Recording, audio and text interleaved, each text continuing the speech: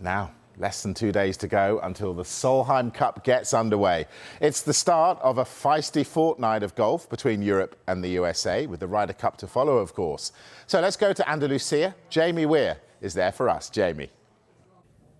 Thank you very much. Yes, I'm by the range here at Finca Cortesine. Delighted to say alongside me Christina Kim, who's played in 3 of these Solheim Cups. Christina, thanks for joining us. Just want to start by talking about the nightmare start to the week that Danielle Kang has had. It's all fine now. She's smiling from ear to ear. She's got not 1 but 2 sets of clubs now. Right. So all's well that ends well. But how disruptive will that have been for her? You know, I think it would be fair to say that it would be rather disruptive. She's fortunate that it happens so early in the week that you can allow your nervous system to start to relax and cool down for the next 2 days before the actual matches start, and then it's just going to shoot right back up. But you know, again, we have the ability to say everything ended on a positive because she got her clubs back, and now she's got a backup set. There you go, exactly. All's well that ends well. And she was hugely grateful to Stacey Lewis for all of her help. We've seen Suzanne Petterson out there today dancing on tee boxes, singing along, creating obviously a really relaxed atmosphere. She's a live wire in the European room. Tell us what Stacey Lewis will be like in that US team room. Stacey will not be dancing, and that's okay. She might be doing a little 2-step. You never know. But I would say she's, she's a beautifully classy woman. Right.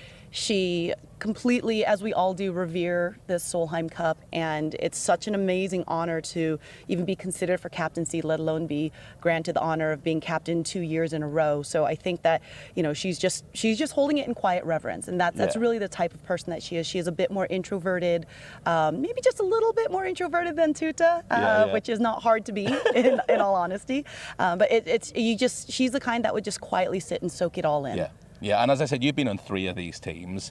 Just give us an idea of what it is like. Is it just the most fun 7 days you can possibly have? All right, I'm going to try and relay this to terms that the Sky Sports audience would listen to. It would be as if you're in penalty kicks. Yeah. Do you ever do penalty kicks in the World Cup? In the finals? Yeah, do you eventually? I can't say Northern Ireland have ever got there recently, but yeah.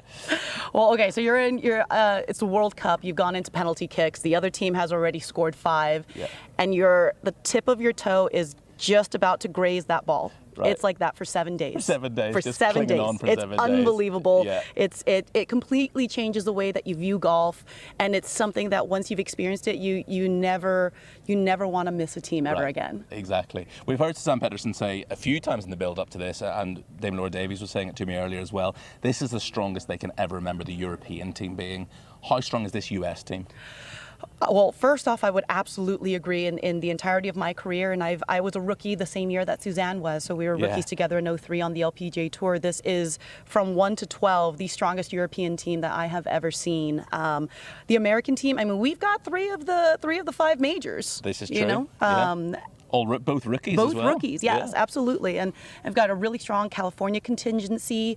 It's tough to say, you know, gosh, I mean, you never know what's going to happen once you get out there. I mean, we've had players burst into tears. I burst into tears my first Solheim Cup just because I told my captain, Nancy Lopez, when we were at Crooked Stick, once that first ball is struck, that means the week's almost over. And it's been the greatest week of my life. We've had people have, some digestive issues. We've had people that were literally petrified and frozen to the ground after running their mouth during the press conferences. So you never know the feelings and the emotions that you're going to feel when you stand on that first tee, the sense of pride to be able to represent whether it's your nation or your continent.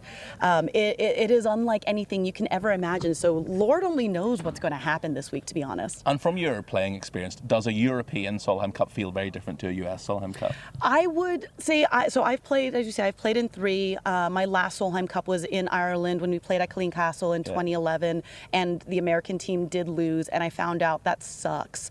But I will say that the fans that week were so gracious and so respectful because, you know, you hear things about, you know, it's going to be, you're going to feel like you've got, you know, a red laser on your chest and your forehead and on your back the entire week.